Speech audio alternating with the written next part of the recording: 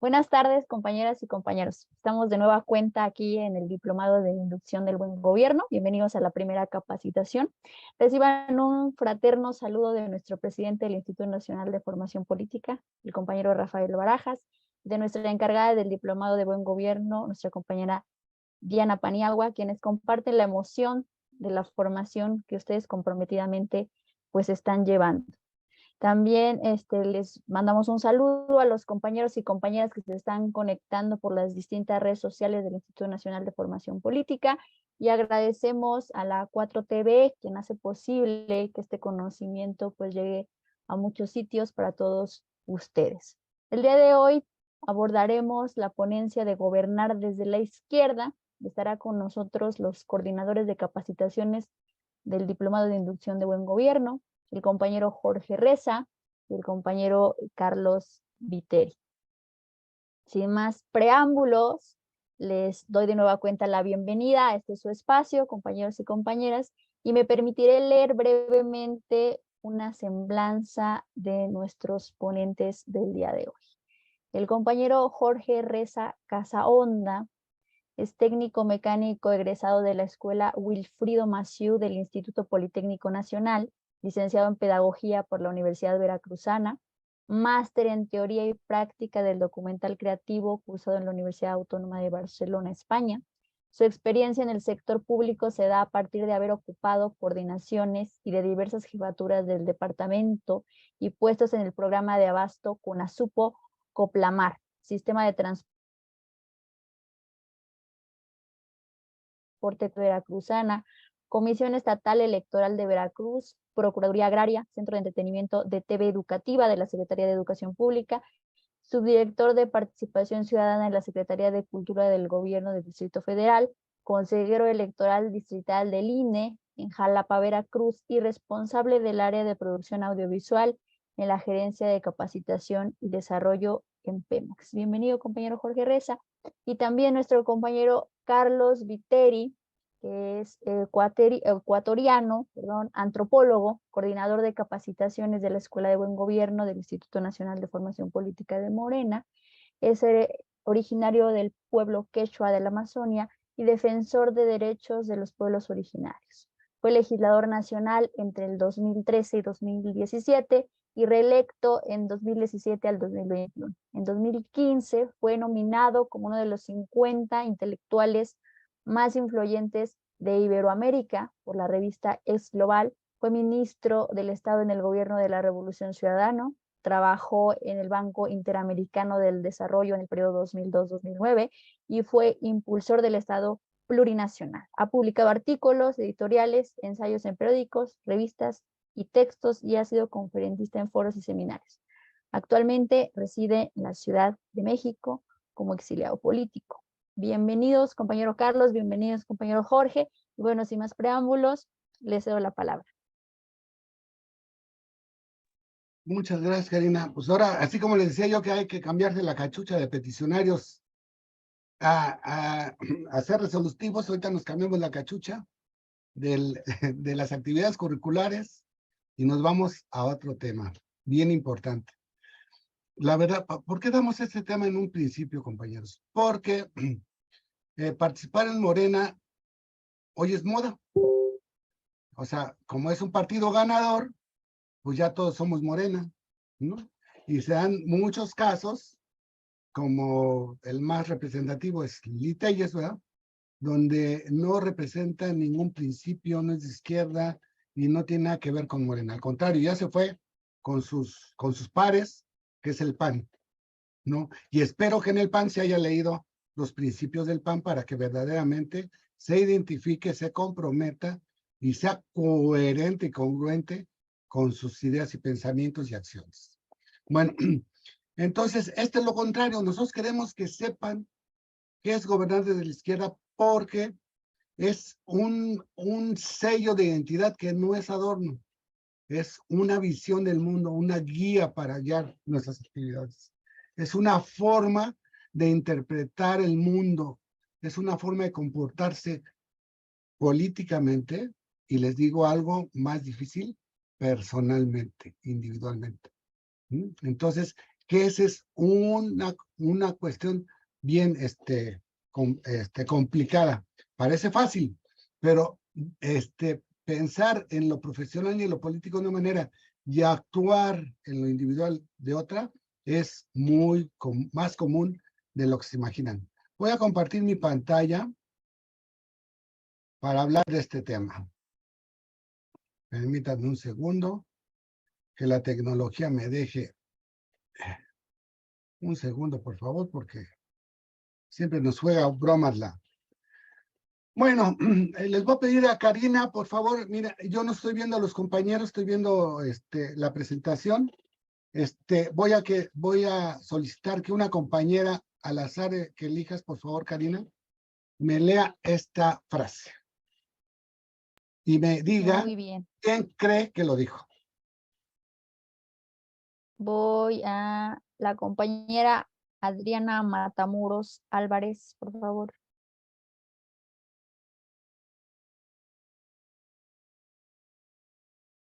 Esto es para despertarlos. Ya hemos hablado todos muy directamente y ahorita van a participar unos 6 Compañera compañeros. Adriana. Sí, Aquí está la buenas compañera tardes. Adriana. Adelante, Buenas compañera tardes. Adriana. Las transformaciones en México, que como la buena ley es superior a todo hombre, las que dicte nuestro Congreso deben ser tales que obliguen a constancia y patriotismo, moderen la opulencia y la indigencia, y de tal suerte se aumente el jornal del pobre, que mejore sus costumbres, aleje la ignorancia, la rapiña y el hurto. ¿Quién cree que lo dijo esto, compañera? ¿A quién le suena? No la vamos a reprobar si no contesta bien, así que a quien le suene, no se preocupe.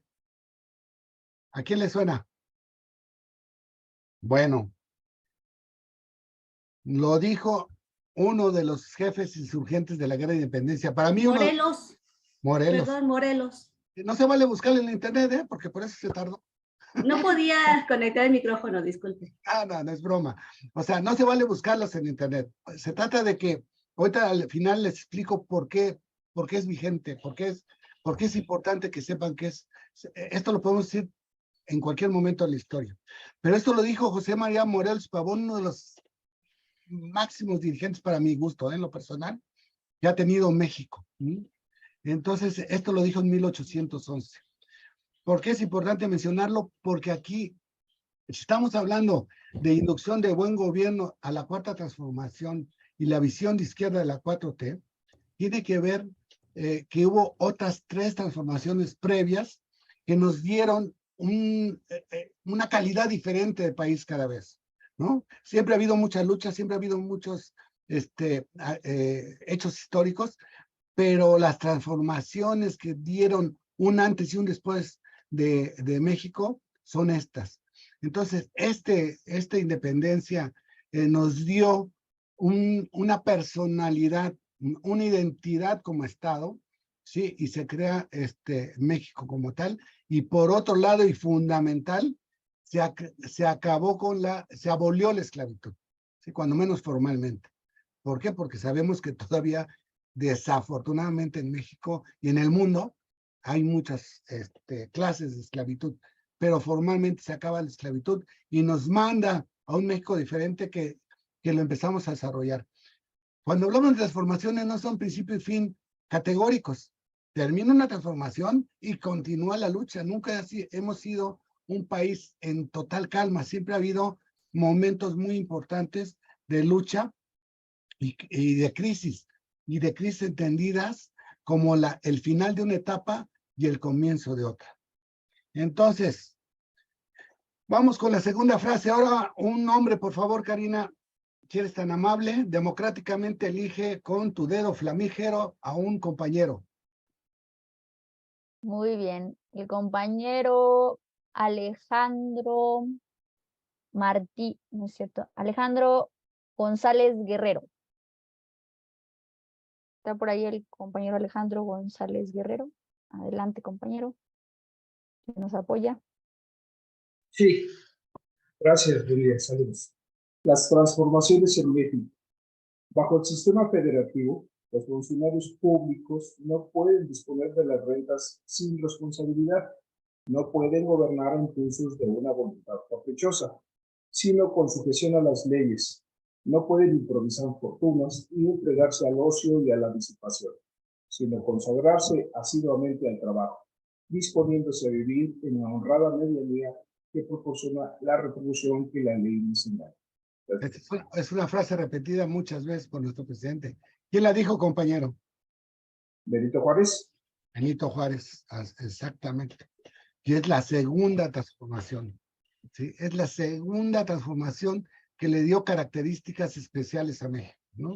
Por un lado, se recupera de la iglesia, esta institución que ha hecho tanto daño a nivel mundial, se recupera la mitad del territorio para poder desarrollarse, y por otro lado, se recupera también la república, ¿no? Después de que Maximiliano, los fifís de aquel entonces, por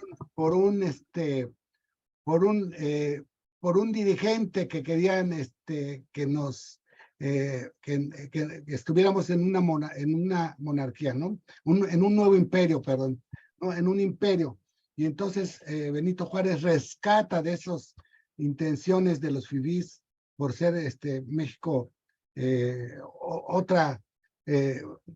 otra cosa totalmente diferente a una república. Entonces, en esta etapa recuperamos a México como república y separamos a la iglesia del Estado, que eso no saben a nivel mundial el triunfo que es.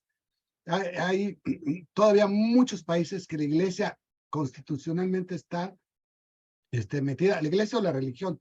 Incluso saben que en Estados Unidos y en otros países siempre se jura ante la Biblia, ¿no? Cuando el Estado laico que se logra en México es una virtud y un avance extraordinario.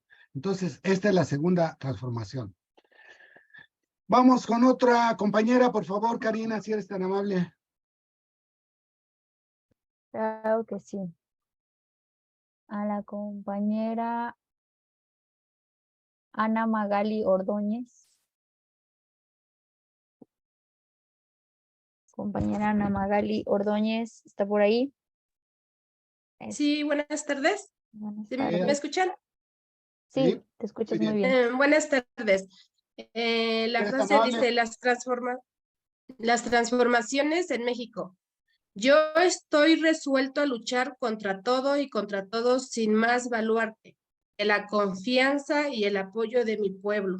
¿A quién le suena, compañera? Así a primera mano, al primer nombre que se le venga en su cerebro.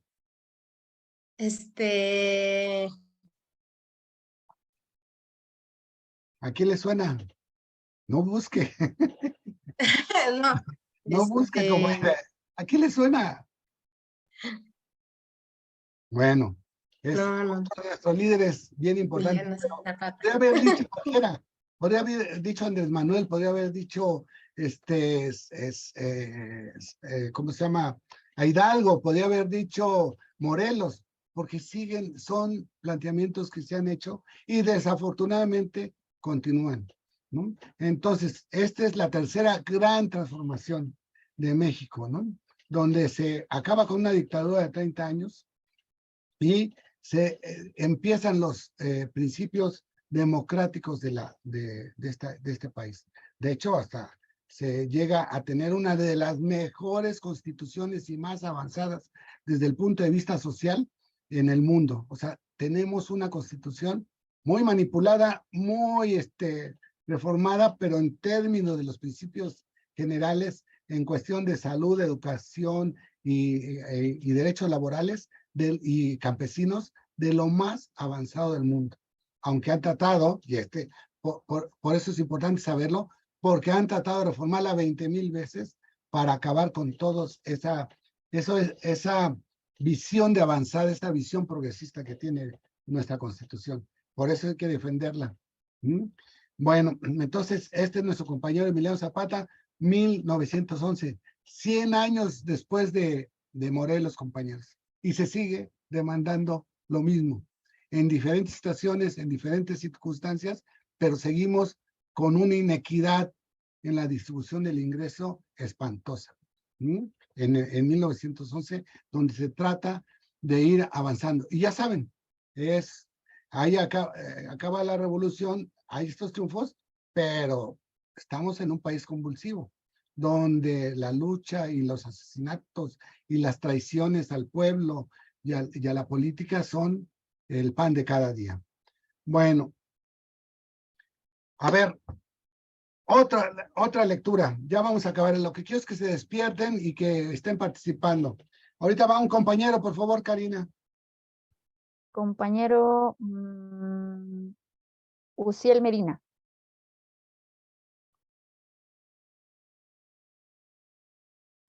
¿Está por ahí el compañero Uciel? Sí, pero es que me está estorbando aquí el recuadro. En México no debiera haber magnates ni mendigos. Una justa distribución de la riqueza pública daría bienestar a todos los hogares y traería la paz al espíritu del pueblo mexicano, cuyo temperamento no es para ver pacientemente su miseria frente a la opulencia. ¿Quién dijo esto, compañero? Ay, ¿A quién me le parece suena? haberse escuchado al presidente. Pues, lo puede haber dicho el presidente, le suena, ¿no? O sea, le queda al presidente. ¿A quién más? Alguien también, liberal, que Ajá, aunque creo que este también es de la tercera transformación. Sí, de Cárdenas, sí, poquito justo de Lázaro después, Cárdenas. un poquito después, fue Lázaro Cárdenas de Sí, León, sí, sí. ¿sí? Si se dan cuenta, si ustedes ponen cualquiera de las frases que hemos dicho, le queda a cualquiera de los compañeros que hemos mencionado, ¿no? Digo compañeros por el cariño que se les tiene. No pudo haber sido Hidalgo, pudo haber sido Morelos, pudo haber sido Emiliano Zapata, ¿sí? Porque en 1934, estamos hablando 120, 130 años después de la independencia, se sigue demandando lo mismo. Si se dan cuenta, esto se parece mucho a lo que dijo Morelos, ¿sí?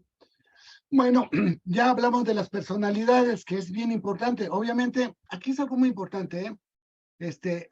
Estamos poniendo a gente significativa de cada etapa, ¿sí? Pero no son los verdaderos protagonistas de los cambios, ¿eh? Y eso hay que tenerlo de verdad muy claro. México tiene una tradición caudillista, pensando que son los individuos, los héroes, los nombres los que cambian el país, y no. Los verdaderos protagonistas de los cambios que hemos mencionado aquí ha sido el pueblo. Zapata ha habido muchos, pero no ha habido el pueblo que había en esa etapa de Zapata como protagonista. Morelos ha habido muchos, pero no había el pueblo que había en ese momento. Entonces lo que falta no son líderes caudillos, sino lo que se necesita es un pueblo organizado que esté dispuesto de manera consciente a luchar por la transformación. Entonces, no pidamos grandes héroes o superhéroes, trabajemos por organizar a la población. ¿Y por qué digo esto? En algunas intervenciones, Andrés Manuel decía, esto es muy cercano a lo más importante, a lo que hace irreversible los cambios. Y lo que hace irreversible los cambios, ya lo hemos visto, no son las personalidades, sino es un pueblo organizado. Y esto tiene que ver con la izquierda, ¿sí? Si la izquierda pone el asunto principal en la organización popular, es cuando garantizamos, no garantizamos, sino creamos un gran bloque de defensa de la lucha por la justicia. Bueno, vamos a cambiar, por lo mismo les digo, vamos a cambiar, ya no vamos a preguntar por personaje, les voy a preguntar, y aquí sí, voluntarios, y Karina me va a hacer favor de escoger a uno de los voluntarios. ¿De qué país? Este es un artículo de una constitución. ¿De qué país creen que sea este artículo? Yo lo voy a leer. Es artículo 3. La educación será socialista y además de excluir toda doctrina religiosa, combatirá el fanatismo y los prejuicios, para lo cual la escuela organizará sus enseñanzas y actividades en forma que permita crear en la juventud un concepto racional y exacto del universo y de la vida social. ¿De qué país creen que sea este artículo? La compañera Maribel Pérez Morales. Tiene la mano levantada. De México. ¿Actualmente? Actualmente, bueno, habla sobre la doctrina y va a combatir el fanatismo y los No, perjuicios. pero la educación será socialista, está en nuestra Constitución. No habla que sea socialista. Sí. Entonces no es de No es de México. No. No, ¿de dónde cree que sea? Si habla de educación socialista, a ver, otro compañero o compañera. Compañero Elías Magaña.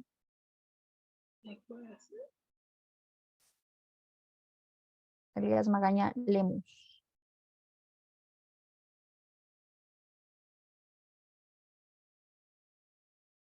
A ver. Compañero está por ahí. Se nos va el tiempo, compañeros, se nos va el tiempo. Vamos, vamos, vamos, vamos. El compañero Juan Carlos Carmona.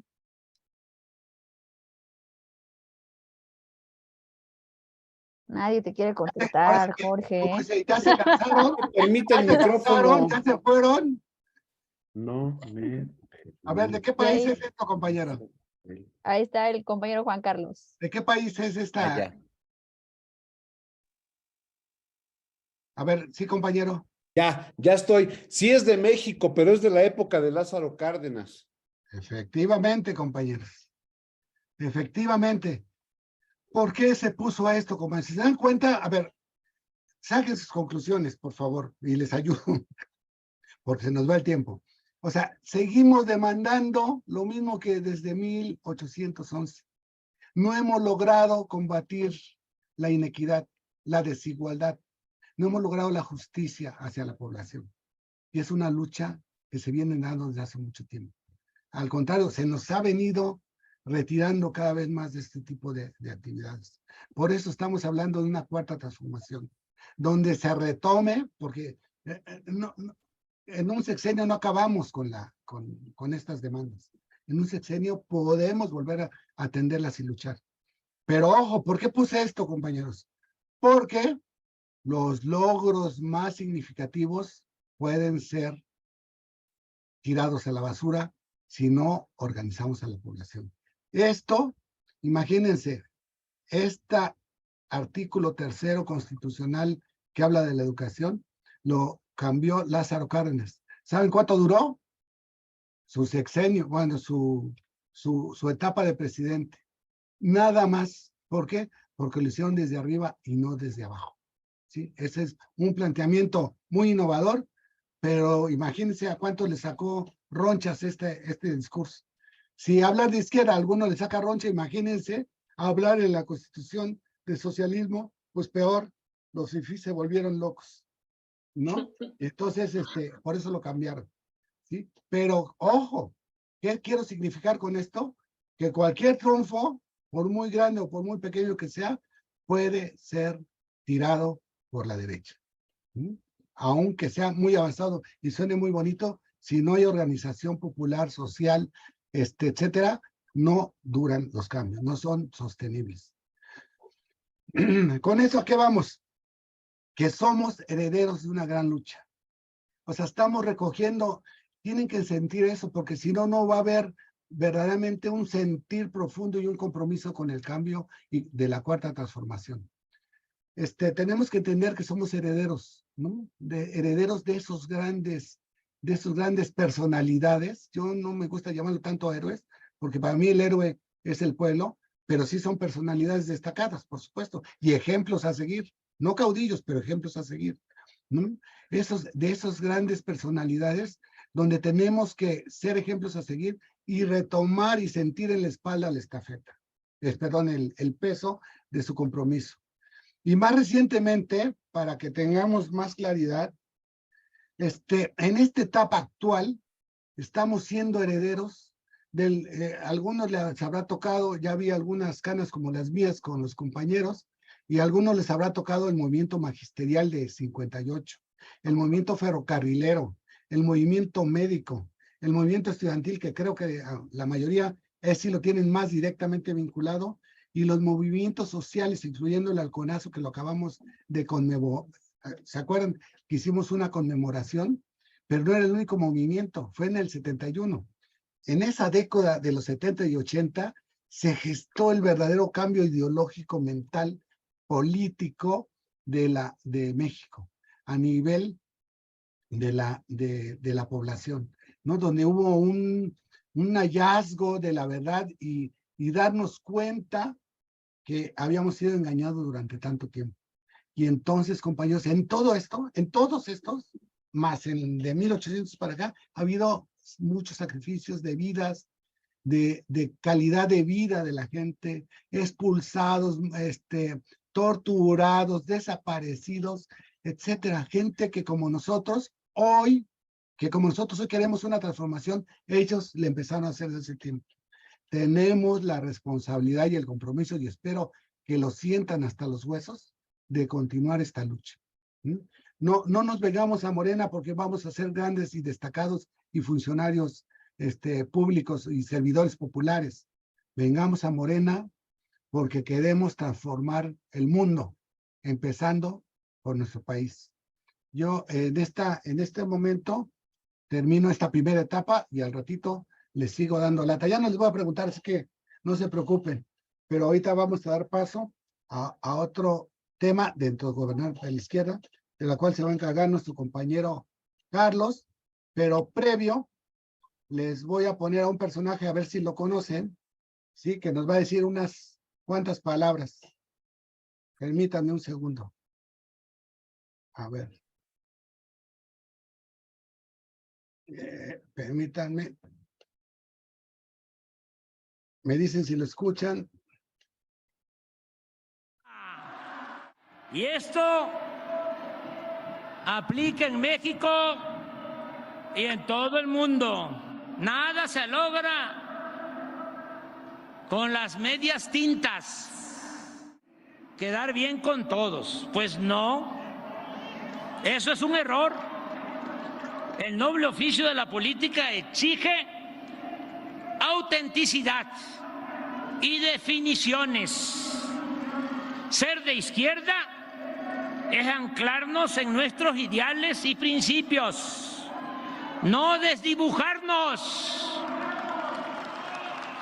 no zigzaguear. Si somos auténticos, si hablamos con la verdad y nos pronunciamos por los pobres y por la justicia, mantendremos identidad, y ello puede significar simpatía, no solo de los de abajo, sino también de la gente lúcida y humana de la clase media y alta. Y con eso basta para enfrentar a las fuerzas conservadoras, a los reaccionarios. La revolución de las conciencias, el cambio de mentalidad, eso es lo más cercano a lo esencial, a lo mero principal. Y eso es lo más cercano a lo irreversible. Hoy se respeta la Constitución, hay legalidad y democracia, se garantizan las libertades y el derecho a disentir, hay transparencia plena y derecho a la información, no se censura a nadie, se gobierna con austeridad y con autoridad moral, no se tolera la corrupción ni se permite la impunidad. En la práctica no hay fueros ni privilegios. Se atiende a todos, se respeta a todos, pero se le da preferencia a los pobres. Por el bien de todos, primero los pobres.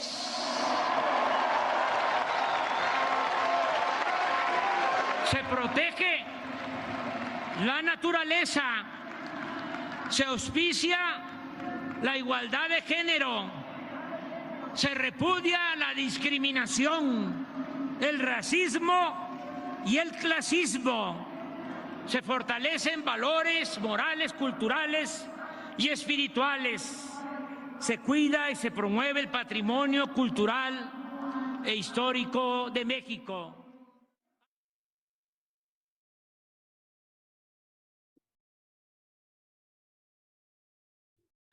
realmente magistral el presidente, después de lo que él puntualiza sobre la democracia. Pues no habría más que añadir. Sin embargo, yo voy a hacer un breve recorrido sobre algunos temas conceptuales que tienen que ver con justamente con aquello que habla el presidente sobre la democracia, sobre el tema de izquierda versus derecho, esa dicotomía muy clásica, muy conocida, izquierda versus derecho, y posteriormente el tema del neoliberalismo. El presidente ha abordado todos, magistralmente. Y en este ejercicio yo quiero compartir con ustedes muy brevemente aquello que no es nada nuevo bajo el sol, como se dice.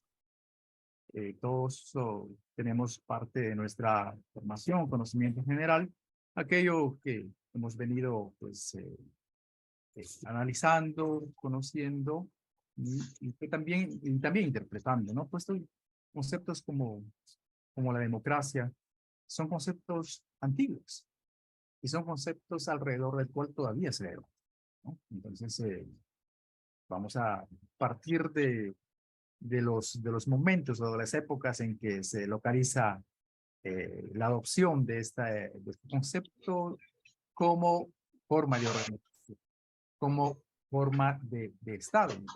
Vamos a un poco más de 2500 años, ¿no?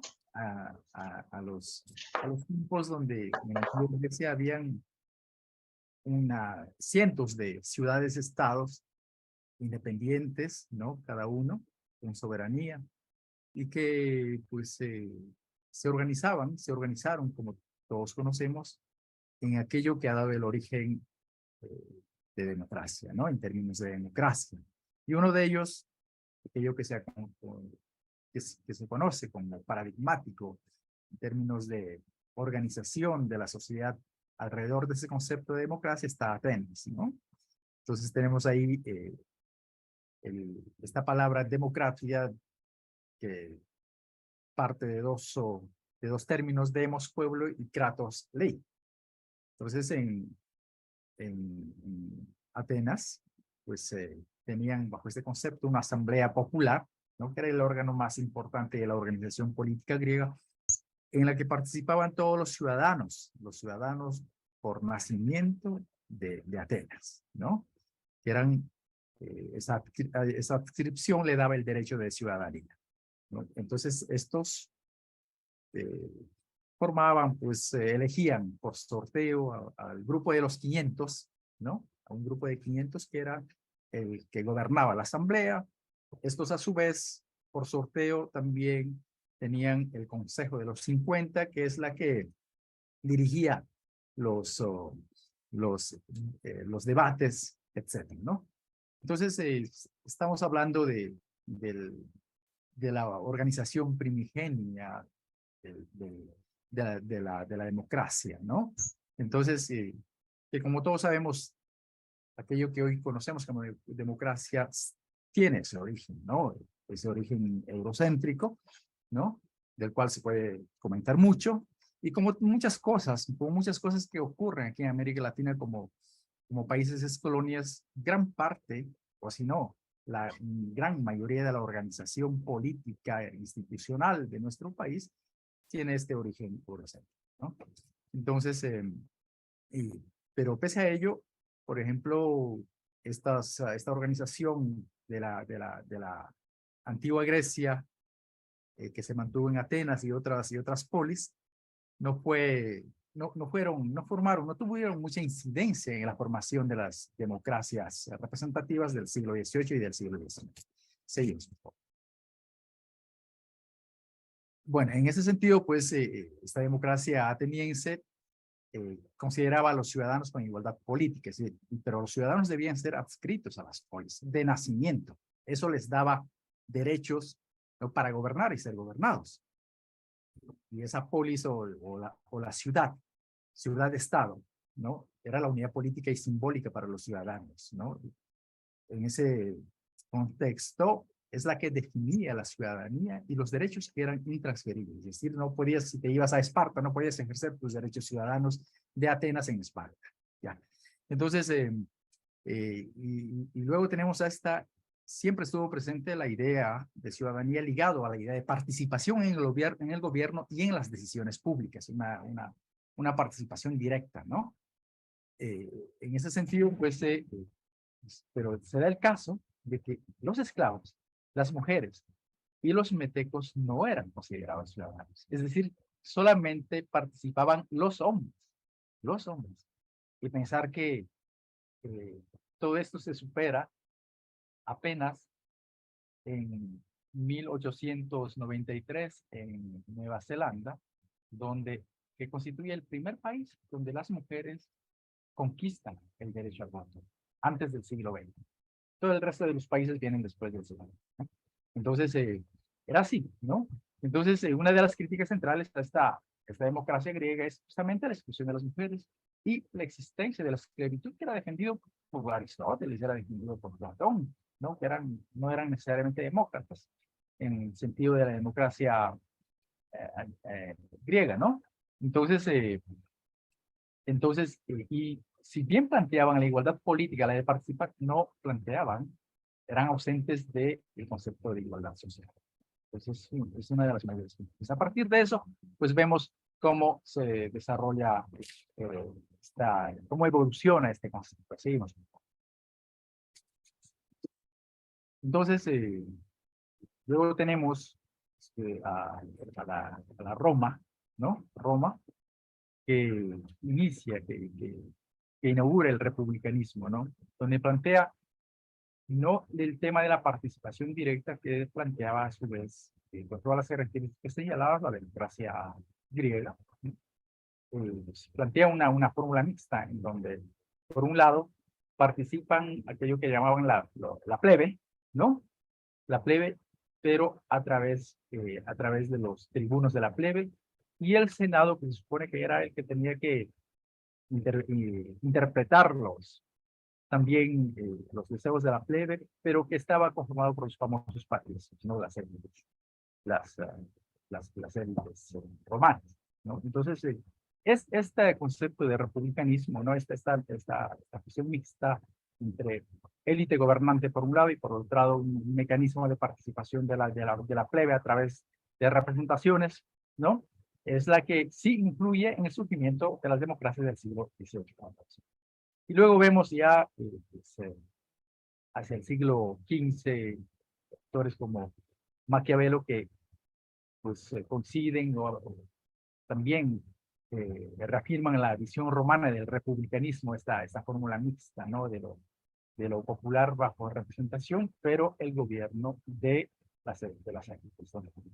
Y vemos otros de los autores muy importantes que ustedes debe ser muy familiar a todos ustedes, ¿no? Jean-Jacques Rousseau, que plantea, ¿no? La participación directa de los ciudadanos, es decir, avanza un poco más, pero sin embargo, pues mantienen esta fórmula mixta de la democracia, ¿no? Donde una élite es la que tiene que gobernar, ¿no? Y la defensa del individuo. Pero ya en eso vemos a otros como Hobbes, ¿no? Los precursores del liberalismo, ¿no? Famoso Hobbes conocido por ese concepto del hombre lobo para el hombre, ¿no? En donde el control había que controlar el poder, ¿no? Y los derechos naturales del individuo, el derecho a la vida, el derecho al usufructo de los recursos, ¿no? Y esos derechos que se consideran pues, más allá, inmutables, muy sobre todas las cosas, ¿no? Entonces, y tenemos allí también liberales como Hobbes, a Locke, ¿no? Que también mantiene el tema del control del poder y del respeto de los derechos naturales del individuo, es decir, el control del poder y el individuo. Entonces, esas bases del liberalismo, ¿no? El individuo como un actor al que hay que respetar sus derechos, ¿no? Y pues un poder controlado por él. Montesquieu igualmente, ¿no? Habla de limitar al Estado en el ejercicio de su poder, porque el Estado es una expresión de un poder delegado por los ciudadanos, ¿no? Pero que el individuo no puede anularse, ¿no? Entonces hay que proteger el derecho de los individuos, pero si plantea el primero que plantea la división de los poderes, ejecutivo, legislativo, político. Sigamos. Seguimos ese recorrido y pues, y a partir de eso llegamos a, ya pues, en los albores del siglo XVIII, con pues, el proceso de conformación de los Estados Unidos, ¿no? Que tras ocupar todo ese amplio territorio de naciones originarias, pues empiezan a organizarse como un país y que adoptan justamente una fórmula democrática, pero que hacen una innovación, por eso que está destacado, hacen una innovación, en el sentido de que lo que plantean es un mecanismo federativo, ¿no? Pero por otro lado, plantean que estas autoridades deben ser nombradas directamente por el pueblo, ¿no? Delegados directamente por el pueblo, ¿no? Esas son las bases en las que se funda el gobierno de los Estados Unidos, y pues sí se considera como los impulsores o los que inauguran la democracia considerada como democracia moderna. Entonces tenemos ahí a la Revolución Francesa, ¿no? Donde pues, surgen los conceptos de nación, pues surge la declaración del hombre, de los derechos del hombre y del ciudadano, ¿no? Pero vemos siempre, pese al cuestionamiento a las monarquías absolutas, pese al cuestionamiento a estas élites con poder absoluto, pero sin embargo se mantiene el criterio del derecho del individuo. El derecho del individuo, que es la herencia liberal, ¿no? Y que afecta a todos los ámbitos, afecta a la economía, afecta, en fin, la protección de la propiedad privada, que es característica del pensamiento liberal y pues también las bases del capitalismo, ¿no? A partir de eso vamos al otro concepto, ¿no? Esta trayectoria de democracia, ¿no? viene atravesando en el mundo como conocemos, ¿no? Una serie de etapas donde hemos visto dictadores, autócratas, monarquías, democracias dominadas por oligarquías, en fin, y que parecería tan complejo en que se configure en un estado de organización social, en la forma de organización social realmente paradigmática, ¿no? Y que esa es la constante lucha, ¿no? La constante lucha de los pueblos, de las sociedades. Entonces, y nos enfrentamos aquí actualmente justamente debatiendo una democracia. ¿Cómo plantear una democracia que ponga en el centro la justicia, la vida, ¿no? La transparencia, los valores, como plantea el presidente Andrés Manuel? Sigamos, por favor.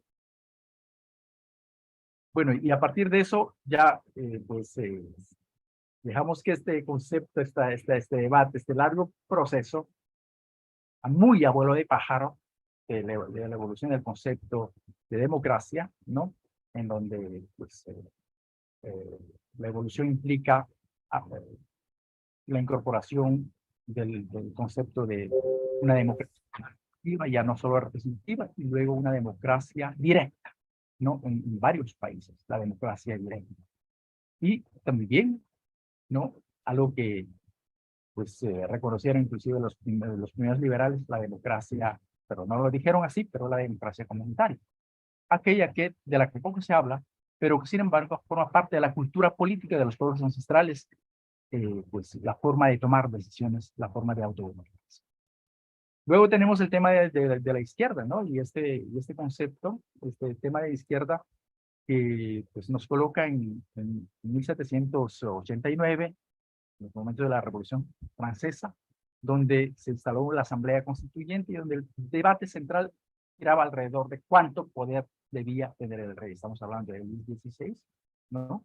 Una de las monarquías más poderosas, omnipotentes de Europa, con su esposa Reina Antonieta, en fin. Bueno, era el debate, y como en todo debate, como en todo proceso de transición, hay los leales y los que plantean el cuestionamiento. Entonces los leales de la corona eran gente que se los consideró conservadores en la época, ¿no? Los que leales a la corona querían que la corona siga con el mismo poder, que aunque se establezca los poderes del Estado, ¿no? Otros poderes, pero que el rey tuviera un poder absoluto de veto de ciertas decisiones. Y los antimonárquicos, los revolucionarios. Estamos hablando de la Revolución Francesa.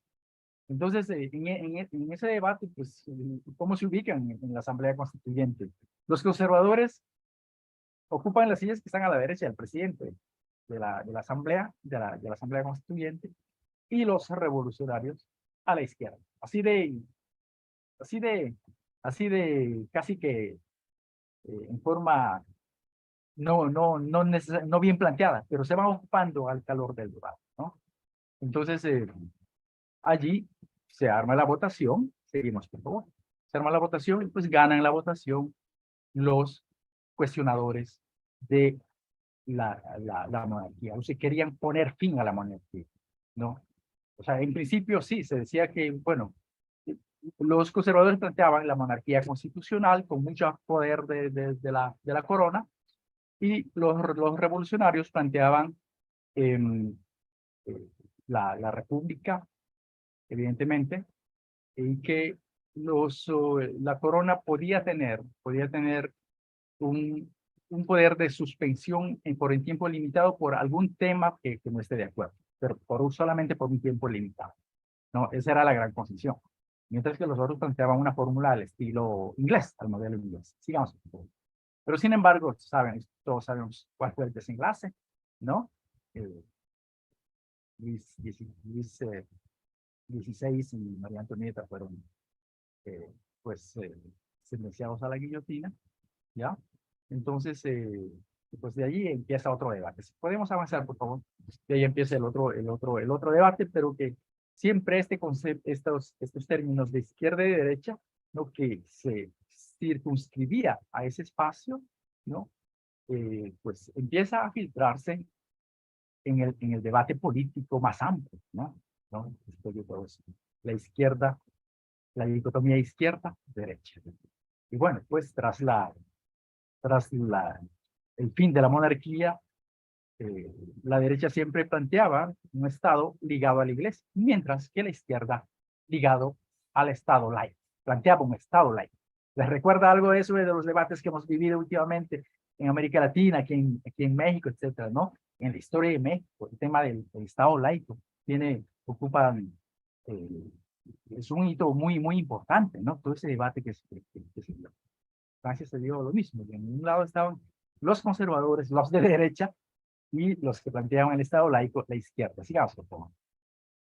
Entonces, esos dos conceptos, esta dicotomía se filtra inclusive ya a nivel internacional, ¿no? Empieza a ser difundido a nivel, ya con la formación política, con el proceso de formación académica, empieza a difundirse a nivel del resto del mundo, ¿no?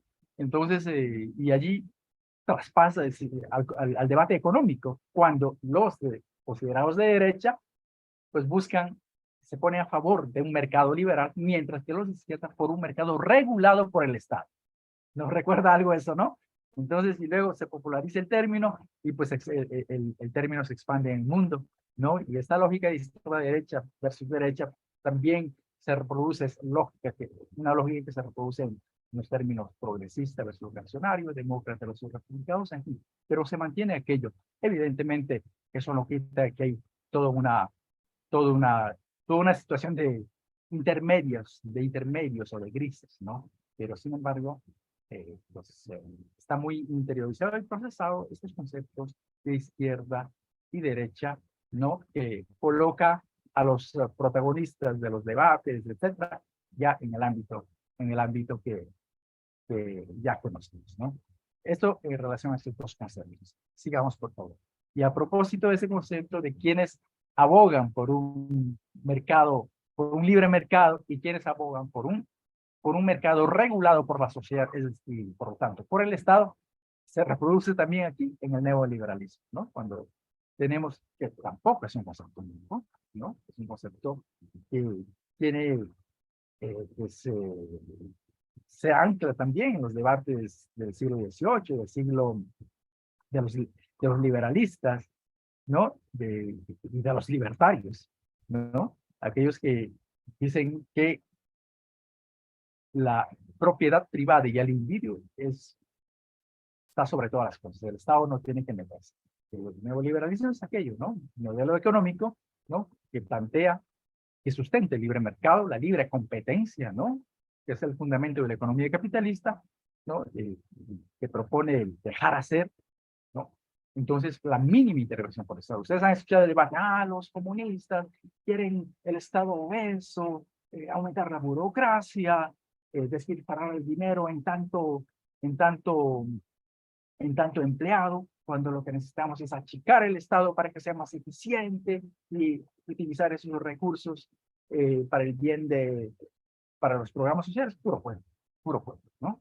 Entonces, el Estado, el neoliberalismo tiene esta conexión directa con todo este proceso, con el tema de izquierdas y derechas que hemos hablado, pero también con todo este proceso de concepción de la democracia, ¿no? Del rol del individuo en la sociedad, no qué pesa más, si el individuo o el bien común, etc., ¿no? Sigamos, por favor. Entonces, y luego, como decíamos, ¿no? De estos conceptos del clásico, ¿no? Surgen del siglo XVII y XVIII, ¿no? Como veíamos ahí con algunos autores como Hobbes, Locke, etcétera, son los, pues, plantean los conceptos pues, originarios de donde es la base teórica en donde se van consolidando y va evolucionando estos principios neoliberales, ¿no? El achicamiento del gasto público, la reducción del Estado, ¿no? El menor intromisión de parte del Estado en la economía, ¿no? Que eso había que dejar a los actores privados. Y ustedes han oído hablar de que la iniciativa privada es la que da empleo, la iniciativa privada es la que construye riqueza. Riqueza, empleo. Riqueza pero con la fuerza, el sacrificio de los trabajadores. Pues, si no hubieran trabajadores y trabajadoras, ¿qué hace el empresario? El empresario no hace lo que dice. O sea, no es cierto que él es el que hace, ¿no? Hacen realmente los trabajadores y las trabajadoras. Entonces, en ese sentido, pues, siempre ha habido esta posición de los neoliberales, y de eso ustedes, queridos compañeros y compañeras, han vivido esa época neoliberal. Nosotros, en América del Sur, en Ecuador, lo hemos vivido, y de hecho el presidente Correa hablaba de la larga y triste noche neoliberal, ¿no? Entonces, y que el Estado no regule, ¿no? Entonces, plantean que el mercado debe regular al resto de la sociedad, inclusive imponerse al mercado, ¿no? Entonces, cuando una sociedad debe regular, poner límites, poner reglas claras para el funcionamiento del mercado, porque el mercado y el capital nunca puede estar por encima del ser humano. Es todo lo contrario, es necesario que el ser humano esté sobre el capital. Entonces, esa es la gran confrontación, la gran lucha entre el neoliberalismo y pues el pensamiento de otra economía, una economía solidaria, una economía de la vida, ¿no? Entonces, vemos el origen de los neoliberales, lo hemos visto todos los días, lo vemos a sus voceros, que son los grandes medios de comunicación, que plantean la autoridad, que plantean una serie de falsos mitos y falsos dilemas, ¿no? Con tal de oponerse a las políticas de transformación, que evidentemente va a afectar sus privilegios. Y allí se percibe que ideológicamente los enemigos del neoliberalismo son el progresismo moral. Hasta ahí. Muchas gracias. Gracias, mi estimado Carlos. Miren, es vital las palabras y los conceptos que hay detrás de cada palabra. Es fundamental tenerlo claro. ¿Por qué estamos expresando conceptos? ¿Por qué digamos expresar conceptos? Porque el capitalismo es capaz de degradar cualquier concepto por más socialmente aceptable que sea. ¿no? La libertad que hablamos los de izquierda no es la misma libertad que hablan los capitalistas, ¿no? La democracia que hablan los capitalistas no es la misma democracia que hablamos los de izquierda. La democracia para los capitalistas es un proceso electoral y para nosotros es luchar por el beneficio del pueblo. Les dejo de tarea que vean, para mí, la definición más sencilla y bonita que hay sobre democracia. Y para volver al artículo 3º constitucional, lean el actual artículo 3º constitucional donde habla de democracia. Definición sencilla, pero claridosa. No se las digo para que se interesen un poquito en ella. Vayan a por ella, ¿sí? Conózcanla y con eso dejamos atrás esa discusión absurda de que el INE es la democracia en México. No, el INE el INE o cualquier institución electoral solamente se cargan las elecciones. Y la democracia es mucho más que eso. Y eso lo tienen que tener muy claro. La democracia no es nada más cómo se elige a los representantes populares. Es una parte de la democracia. Pero para los capitalistas es muy importante que nos quedemos con esa clase de concepción de la democracia. La democracia es más profunda. Lean el artículo 3º vigente, no el de Lázaro Cárdenas. Bueno, y es muy importante todos estos conceptos porque efectivamente, acuérdense que estamos en el contexto de Morena. Los que son militantes o simpatizantes, estamos en el contexto de Morena, no de la discusión metafísica o filosófica académica de las universidades. No. Estamos en el contexto de Morena. Y Morena tiene una concepción en su declaración de principios que es izquierda. Para muchos será muy, muy frágil o muy débil y para otros será una exageración y muy radical. Pero eso es lo que es Morena y ese es el contexto, ¿sí? Las preferencias personales o individuales tendremos que luchar al interno de Morena para o radicalizarlas o desaparecerlas. Pero nuestro contexto, compañeros, porque esa es una discusión que se da y de repente se nos olvida que estamos en un contexto y es Morena, ¿eh? No estamos en el contexto de la discusión política general, ¿sí? Por eso, una tarea fundamental para todos los militantes y simpatizantes de Morena es leer su declaración de principios, porque tendrán que ser congruentes y si están de acuerdo, pues adelante, y si no están de acuerdo, pues también buscar una organización, una lucha que nos represente. Y con esto, yo no soy nadie para decirles, sálganse Moreno, no, lo que quiero decir en términos de congruencia intelectual, en congruencia ideológica. Tenemos que buscar con quién nos sentamos a gusto. Y en eso no hay discusión. Están declaración de principios de Morena. Y eso es lo que hay ahorita. Puede variar, sí, pero eso es lo que hay ahorita y eso es el contexto. Sí, nuestros parámetros de lo que es realmente Morena. No de lo que quisiéramos que fuera o que no fuera, sino lo que es, ahí está ahorita, y evidentemente hay un gran debate que ustedes deberán ser parte de él y para avanzar hacia donde se tenga que avanzar. Bueno, entonces dentro de esos conceptos, y que es bien importante, por eso le estamos llamando servicio popular, es que los servidores públicos también es algo muy manoseado, ¿no? Como que el servidor público ya está, ya está, da pena decir que uno es servidor público, ¿no? De tan vapuleados que estamos y de tan desprestigiados que se ha hecho esto. ¿Mm?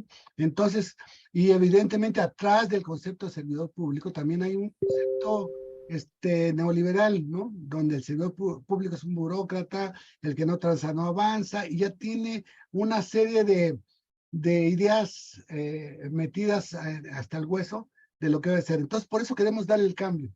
Por eso queremos decir que nosotros somos servidores populares. ¿Sí? Y en eso es muy importante que lo entendamos. Esta es una frase muy bonita que dice, no vayas detrás de mí, tal vez yo no sepa liderar.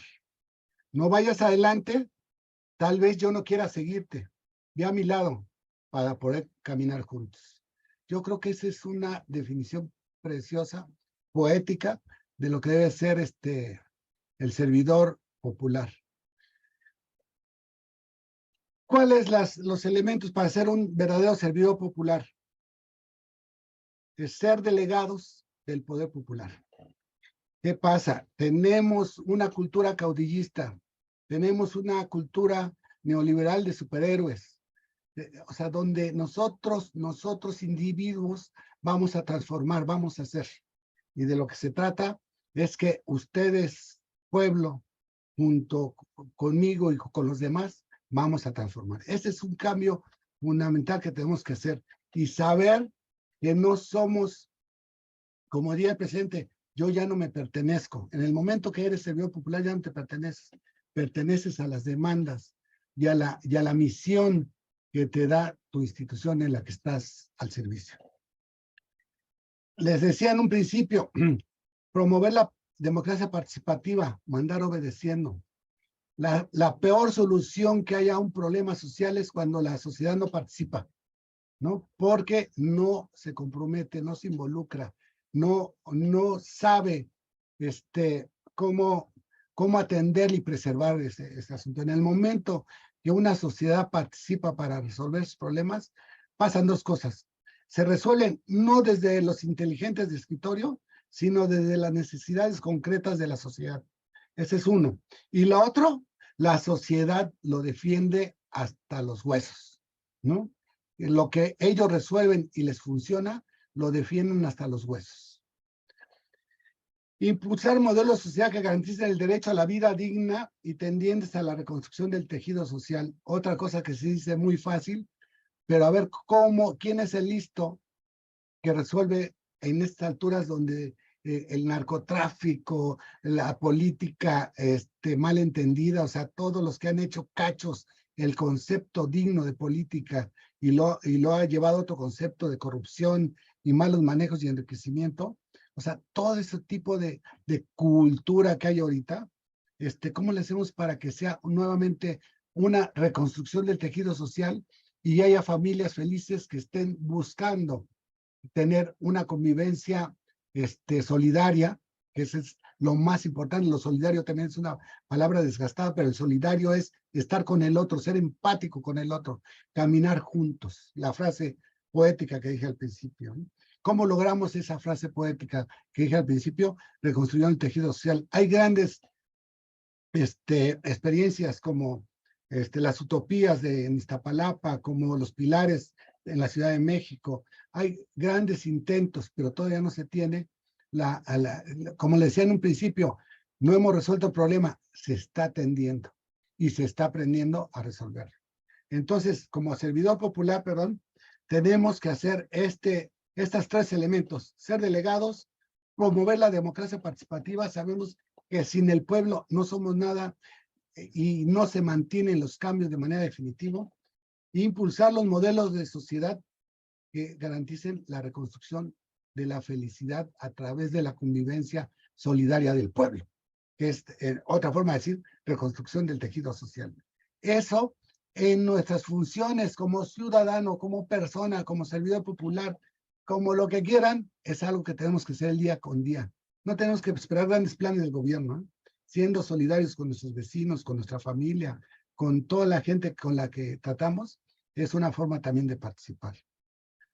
Bueno, una vez definidos estos conceptos de democracia, izquierda, neoliberalismo y servidor popular, viene algo bien importante: cómo combatir la demagogia. Esto, si no mal recuerdo, uno de los que tenía un lenguaje de izquierda bien chulo de bonito, hasta que nos convencía, era Luis Echeverría, ¿no? Además, él mismo creo que se decía que era de izquierda, ¿sí? Pero era pura demagogia, ¿sí? Palabras muertas, recitaciones que realmente no significaban nada, ¿sí? Y siempre hablaba de la izquierda tenía unas relaciones impresionantes con Cuba, en la época de Echeverría y todo esto, y defendía los movimientos libertarios, ¿eh?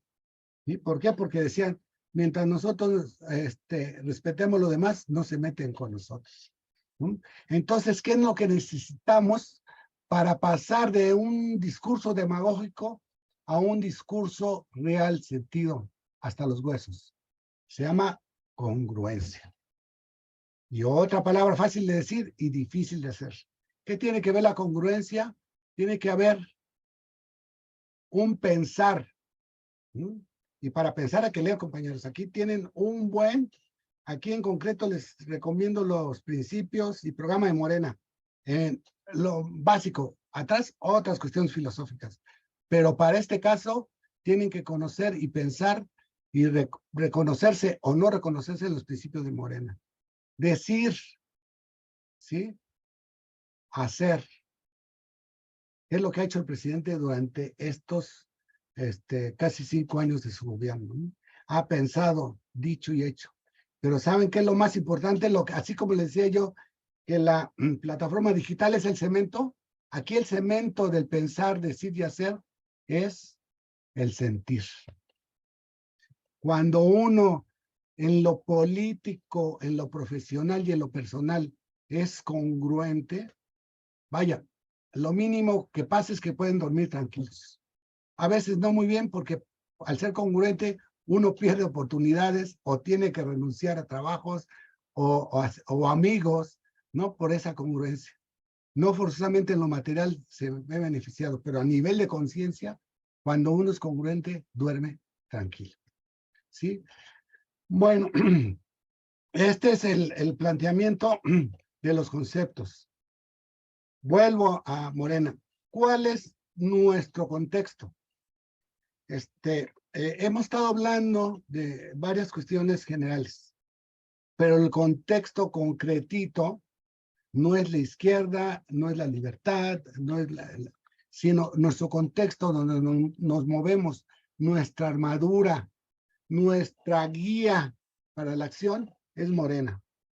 Y les decía, puede haber más pensamientos más hacia la izquierda o más hacia el centro o un poquito al centro derecha, pero hoy por hoy lo que tendríamos que compartir y decir, vamos juntos compañeros, vamos caminando hermanados, es los principios, programas y estatutos de Morena.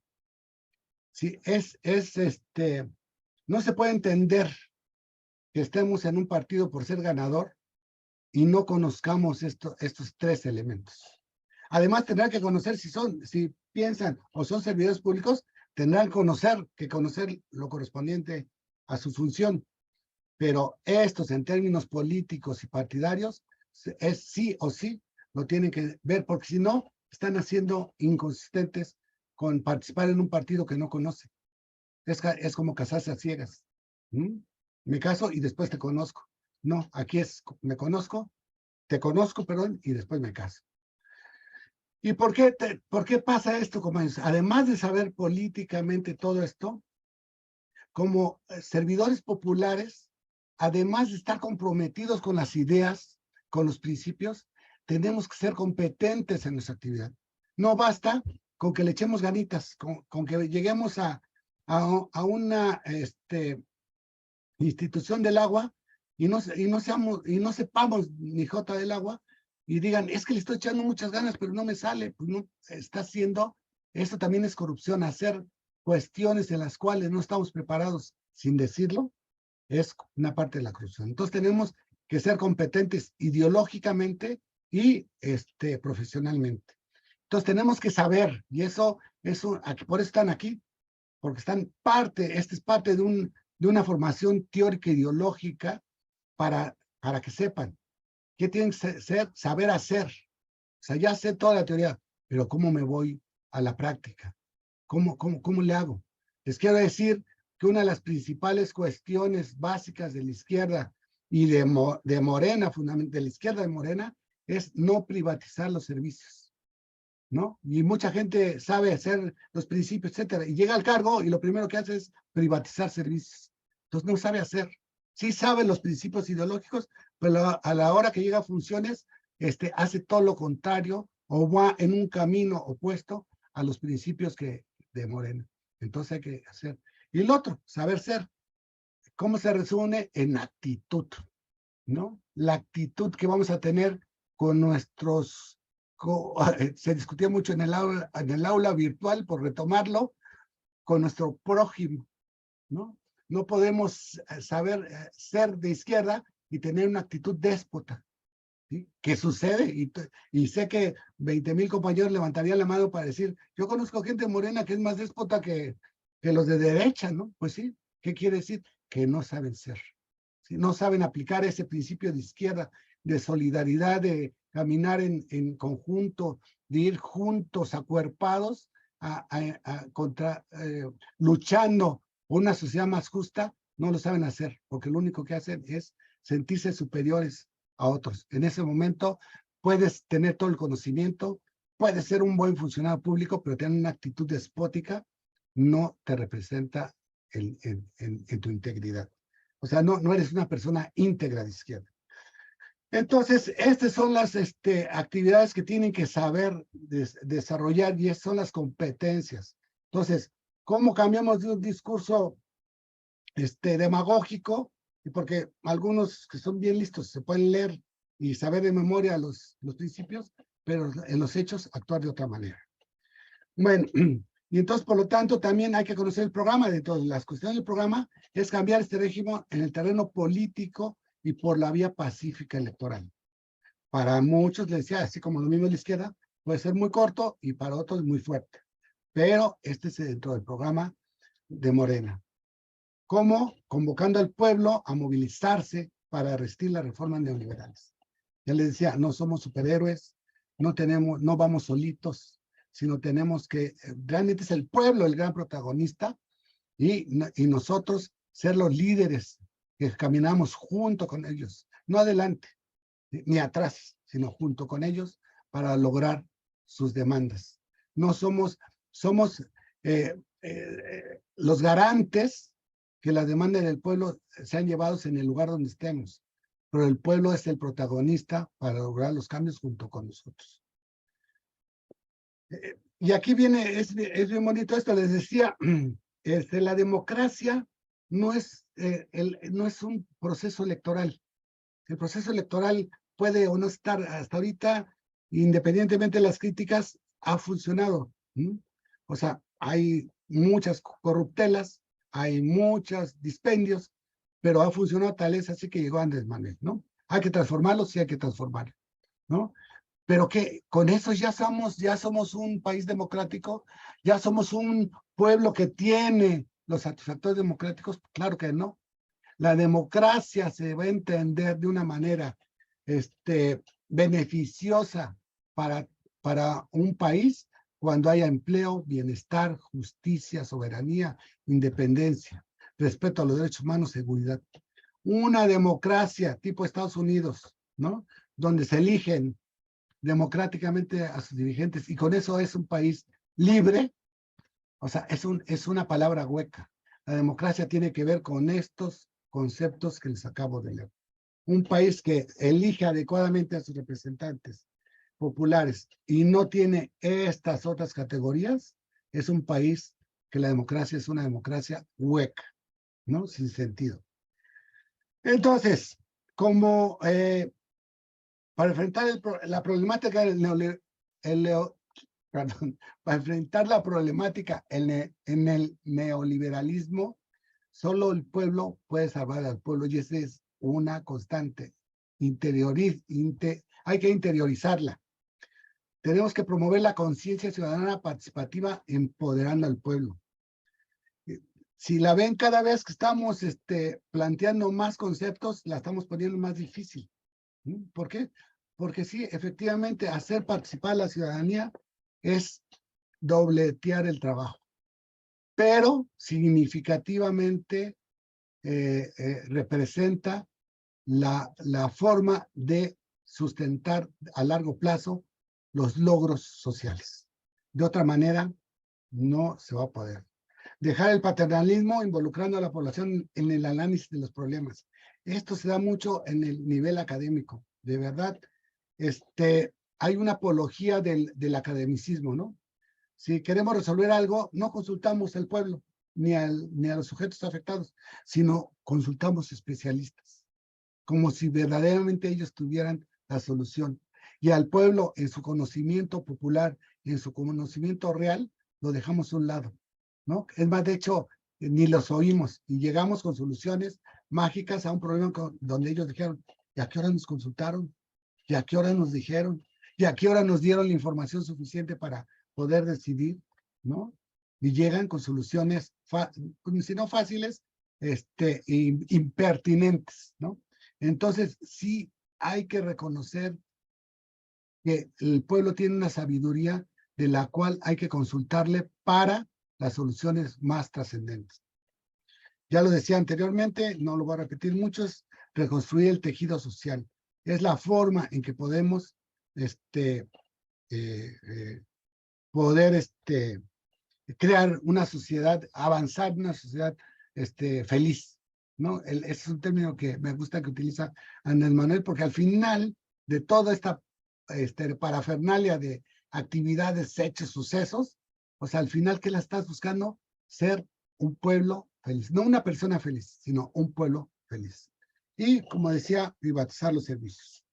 Bueno, a la hora que ustedes estén gobernando o haciendo un servicio al pueblo de cualquiera de los lugares diferentes que tenemos, que son como ciudadano, como representante popular, como trabajador de una institución de base de confianza, servidor público, director, etcétera, tenemos que tener una visión de planeación, organización, dirección y control. Por eso es el ejercicio de las 3 actividades curriculares.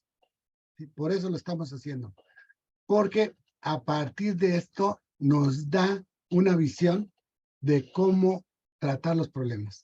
Y por eso queremos que se pongan la cachucha no de demandantes, ni de asesores, ni de demandantes, ni de solicitantes. Ustedes son los responsables de dar una solución al problema que están planteando.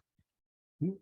Y en ese momento van a ver cómo las cuestiones se vuelven diferentes y es una perspectiva diferente, ¿no? No es lo mismo pedir que solucionar. No es lo mismo aconsejar que se haga a hacer un plan de acción para hacer. ¿Sí? Y nosotros queremos que se pongan en ese papel. ¿Y qué van a lograr con esto? ¿Hacia dónde vamos a encaminar esto? Cualquier solución tiene que ir dirigida a la disminución de la desigualdad. Servicios públicos de calidad y con visión de derechos humanos. Esto es fundamental y por esto estamos en contra de la privatización.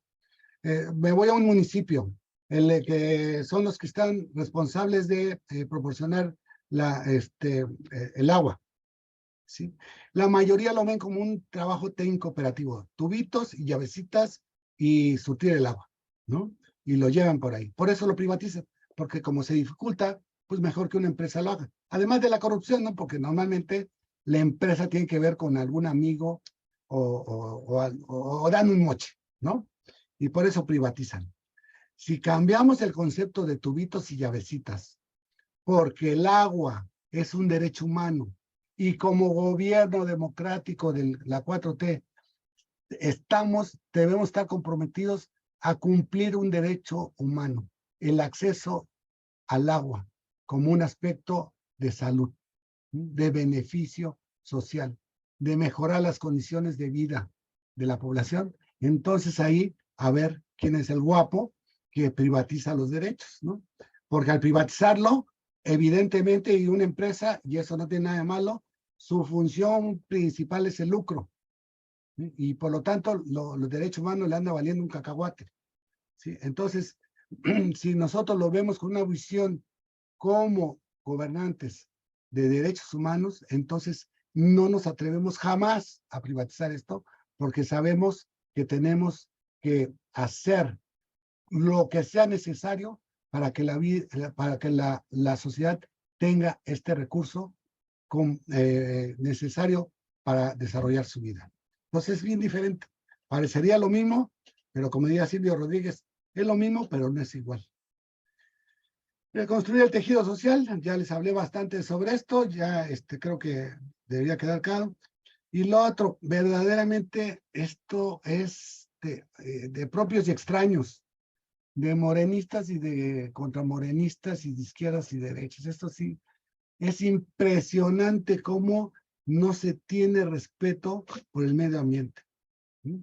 Cómo nos estamos acabando el medio ambiente y nos estamos dando un balazo en el pie. ¿Qué digo en el pie? Nos estamos dando un balazo en el corazón. Sin naturaleza, nosotros vamos para atrás. Y hay 20,000 ejemplos, desde la minería que contamina los ríos, etcétera, hasta Bayer, que tiene toda una serie de insecticidas para el campo, donde está acabando con las abejas, ¿no? Y las abejas son las generadoras de vida silvestre. Entonces son cosas que de verdad a veces parecen discursos políticos, pero es un asesinato. Ya olvídense de la naturaleza, acabamos con la naturaleza y acabamos con la humanidad. Entonces, el cuidado del medio ambiente y el combate a la corrupción y a la privatización, que ya lo había dicho anteriormente, ¿no? Si no somos capaces, si no somos congruentes, esto lo relaciono con el tema anterior, si no sentimos todo esto que estamos aquí diciendo y lo que van a decir en las demás actividades, si no somos congruentes, no logramos nada. Tenemos que saber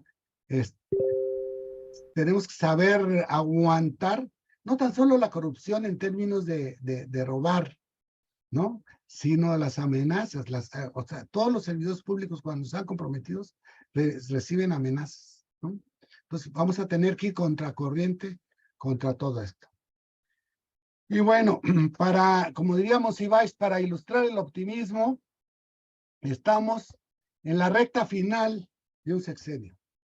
¿Sí? Estamos en una etapa de muchas definiciones. Si están pensando, si se dan cuenta, se están realimentando la ofensiva contra Andrés Manuel y contra Morena, o por obvias razones, se viene el 24, ¿no? Entonces, si creen que ahorita nos ha costado trabajo, les voy a decir, no les voy a decir, les voy a poner algo que dicen, no me consta, que nuestro generalísimo Pancho Villa les decía a sus combatientes cuando estaban en el peor momento, ya donde no podían dar un paso más y sus caballos estaban muriendo, les decía lo siguiente. Así que esta nueva etapa va a estar muy complicada. Vean las experiencias de Latinoamérica, donde el avance de la izquierda ha recibido golpe tras golpe, porque el pueblo no se ha empoderado. Nosotros tenemos que garantizar que el pueblo se empodere para que sepa defender las causas dignas las causas dignas de la sociedad. Y terminaría nuevamente con lo que empecé, con un compañero que nos va a decir cuál es la importancia de la población en la solución de sus problemas. Permítame, si la tecnología me lo permite, ahí está. Yo quiero tener siempre relación directa con el pueblo. Quiero recoger siempre los sentimientos de la gente. Y el poder solo tiene sentido y se convierte en virtud cuando se pone al servicio de los demás. El poder es para servir al pueblo. ¿Qué es lo que nos importa? Acabar con la corrupción, que no haya privilegios, que se desarrolle la economía, que haya empleo, que haya bienestar, que haya paz, que haya tranquilidad, que haya una auténtica democracia. Esa es nuestra agenda. Bienvenidos todos. Solo el pueblo puede salvar al pueblo. Solo el pueblo unido y organizado puede salvar a la nación. ¿Qué les pedimos? Que nos sigan ayudando a despertar a más gente. Que sigamos haciendo labor entre todos, porque esto no es solo de un solo hombre o de un puñado de dirigentes, mujeres y hombres. Es asunto de todos. Y los que estamos aquí y millones de mexicanos que estamos luchando por una transformación de la vida pública de México.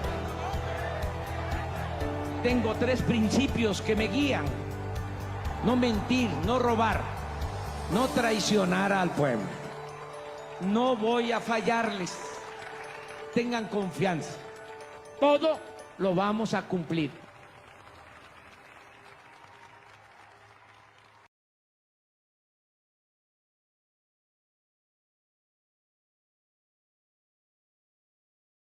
Es cuanto, muchas gracias, compañeros. Un abrazo, espero que haya sido importante, interesante un poquito. Los sentimientos de la gente. Muchas gracias, Jorge. Ya me Muchas salió el gracias, video, Carlos. Compañeras, compañeros, pues agradecemos a nuestros ponentes, coordinadores de capacitaciones del Diplomado de Inducción al Buen Gobierno. Esta ponencia que nos ha invitado a la reflexión nos ha conmovido y creo que ha tocado fibras no solo de una discusión conceptual, sino de una interpelación a nuestro compromiso político. Y esto nos invita todavía más a hacer un arduo trabajo por la formación y, como lo decía el compañero Jorge, por la congruencia del significado de ser de izquierda. Y bueno, les recuerdo a los compañeros que están conectados vía Zoom que pasaremos a las actividades de participación, así que les pido que no se desconecten. Y me despido de todos los que nos siguieron a través de las redes sociales del Instituto Nacional de Formación Política. Reciban un saludo del equipo de Buen Gobierno, de la compañera encargada del diplomado, Diana Paniagua, del compañero presidente del Instituto Nacional de Formación Política, Rafael Barajas, quien, bueno, pues estamos muy agradecidos de que estén aquí con nosotros. Agradecemos también a todas las redes del Instituto de Formación Política y por supuesto a la 4TV, quien hace posible que todas estas discusiones